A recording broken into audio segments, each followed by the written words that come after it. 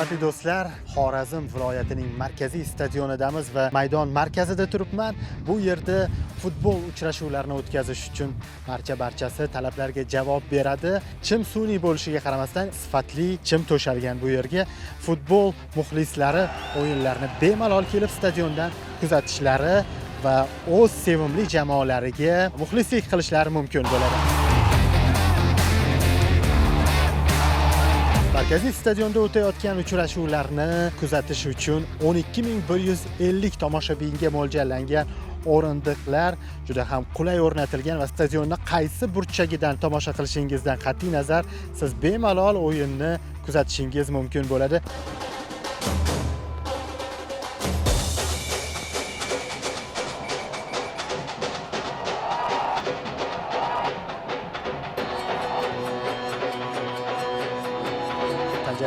Vaisov futbol tahlilchisi bizga tomoshabinlar kira olmaydigan nuqtalarni ham ko'rsatmoqchilar, ya'ni kiyinish xonalari, futbolchilarimizning qolaversa hakamlarning xonalarini ko'ramiz.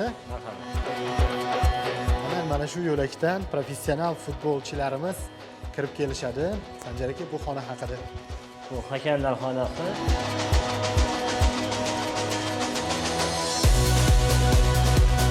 Hakamlar uchun barcha sharoitlar yaratilganini ko'rib turibmiz.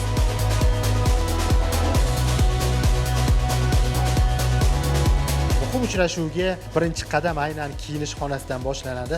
Hozir biz kiyinish xonasiga kirib kelyapmiz. Hayajonli daqiqalar ham shu yo'lakdan bo'lsa kerak. Mana do'stlar, ko'rib turibsiz, futbolchilarning kiyinish xonalari, futbol kiyimlarini kiyib o'yinga mana shu xonadan yo'l olishadi. Qolaversa, tanaffuslar vaqtida kelib murabbiy bilan kechadigan turli xil suhbatlar, muhokamalar, qilingan xatolar haqidagi balki g'alabalar ham aynan shu yerda nishonlanadi. Ha, albatta shunaqa.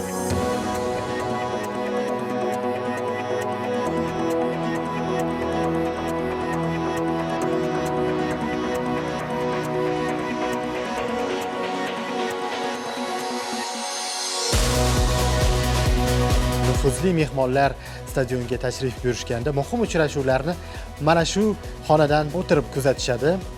Lekin baribir stadionning ichidan kuzatish boshqa, to'g'rimi? Boshqa baribir.